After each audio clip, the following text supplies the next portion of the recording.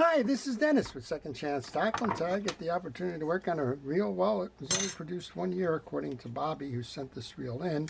And it's every now and then a reel comes in. It's a little fun, a nice little story behind it, and I get the opportunity to work on it. So this is called the Shakespeare, I believe it's Bi-Centennial. It was made in 1976, celebrating our bicentennial as a country, and of course it's red, white, and blue. So I've never worked on one of these. It's the first one I've seen.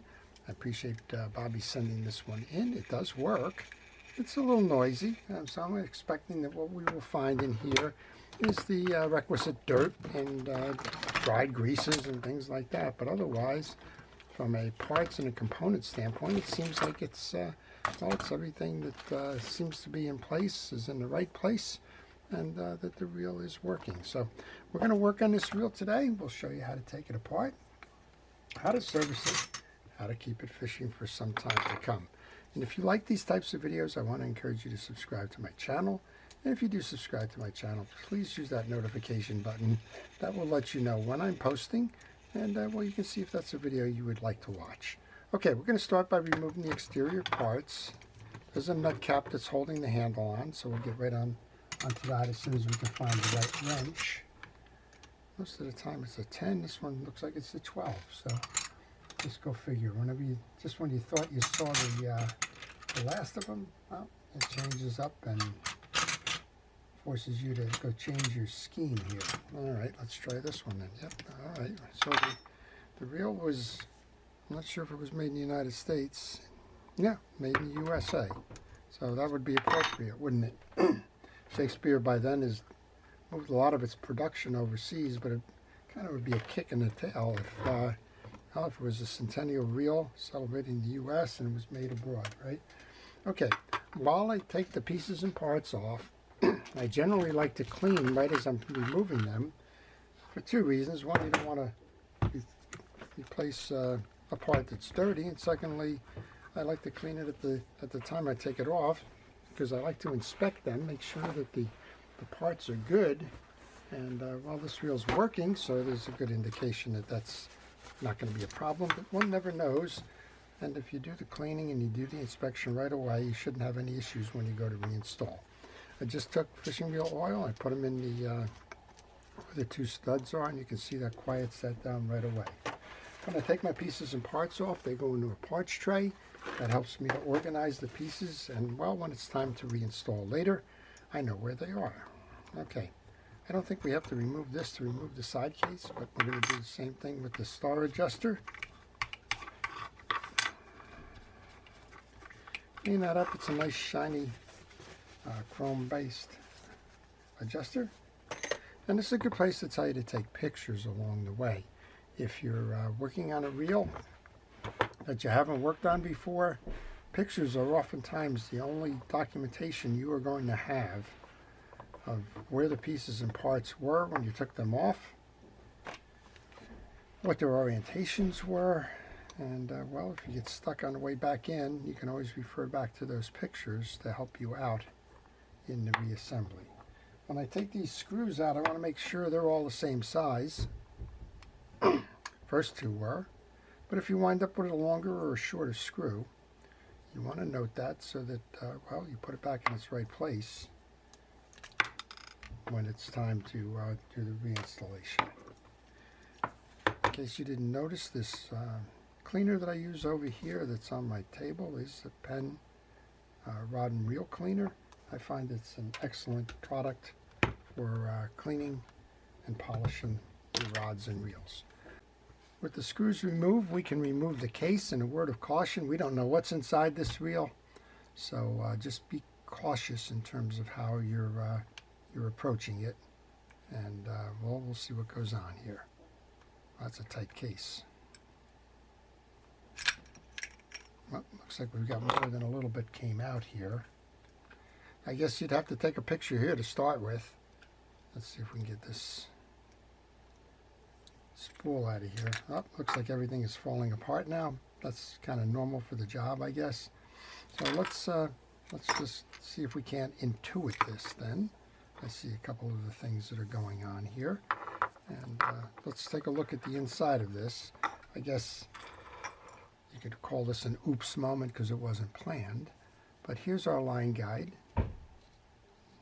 That's driving fine. Just throw a little bit of oil on there. We have a back burring here, interesting for this reel.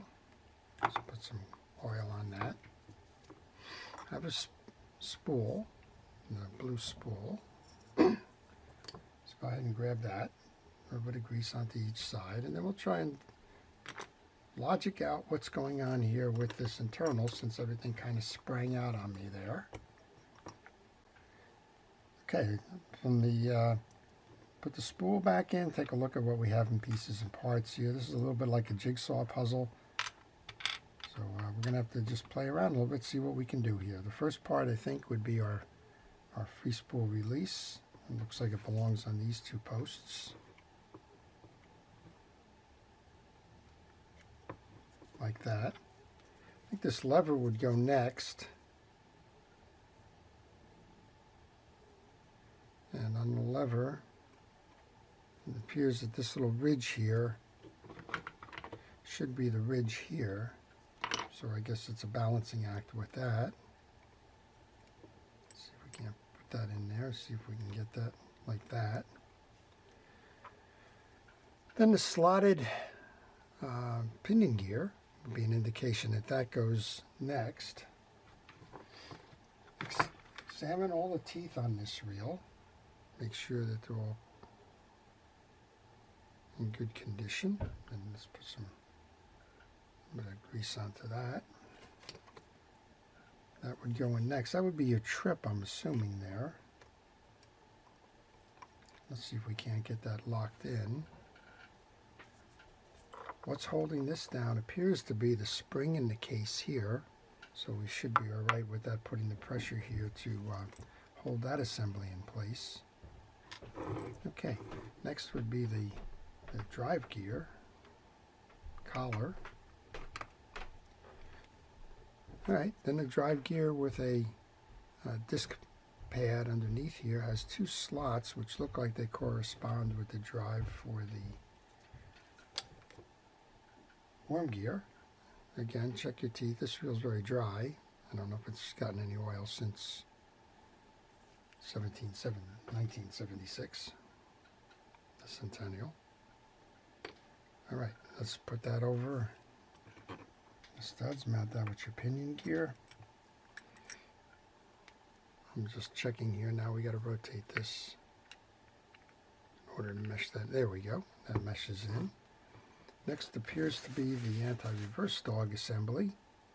I think that's going this way on this post. Now, it was a quick look when we're taking it off, but I think it belongs there. Now our anti-reverse ratchet, and there's an eccentric spring here. So we want to line that up, bring that into the window like that. I'll take it that this washer holds that down. This, I think, belongs on our pinion gear. That kind of looks like it fits that way.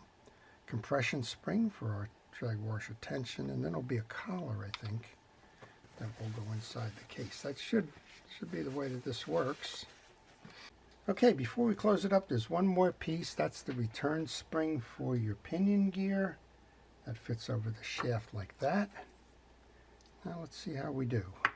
Make sure that this is kind of a temperamental little lever there. So let's see if we can't get that corrected.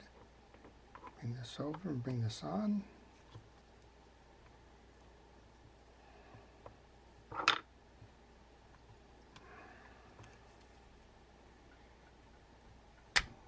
There we go. That should do that. Quick little grip. All right, let's put the screws back in. I'm using a micro screwdriver for this. While we're at this, if you have any questions on this reel or any reel, maybe you're working on one and you're stuck, maybe you had something similar to what just happened here, where we kind of got the pieces and parts kind of come out unexpectedly and Had a little bit of an issue trying to logic through how these pieces went. Maybe you've got a reel in a bag project because of it. If you just want to shoot me a note in the comments section, I will try to help you out. See if we can't make that reel work again. Give it a second chance. All right, one more of these. And we'll put that adjuster on. We'll see how we're doing. I'm hopeful. 1976 reel. Wow. So we're actually coming up on the 250th anniversary. It'll be up in 2026. Fascinating. Okay. Adjusters on. Handles on. Little lock washers on. Cap nut. We'll give it a try, see how we did. Okay, it's a beautiful reel, so what did we do? We took this reel completely apart. One of the things I did notice is that it appears that there was a clicker here, right here, that's gone. So at some point in this reel's history, you probably had a click mechanism there that well, broke off and disappeared. But other than that, we should be in pretty good condition. Look at that. Nice back and turning free and easy. Put our free spool back in. We have a casting free spool. Pop it back up. Want to adjust your drag a little bit. And that's it. Wow. Okay, so this was a fun reel. Bobby, thank you for sending this one in. It's the Shakespeare Centennial, 1976. We saw a unique design underneath this. I don't think I've seen another reel that's had that kind of a setup. And well, even with a little bit of an oops moment there, we were able to figure it out and get it back together again. Nice and smooth running. The handles aren't talking to us anymore. This one's ready to go fishing. Well, before I leave, I want to thank our first responders, our police, fire, safety, rescue, and everybody dedicated to keeping us out of harm's way. I want to thank you, the viewers, for making the channel what it is. And I want to thank everybody for watching. This is Dennis with Second Chance Tackle. Have a great day.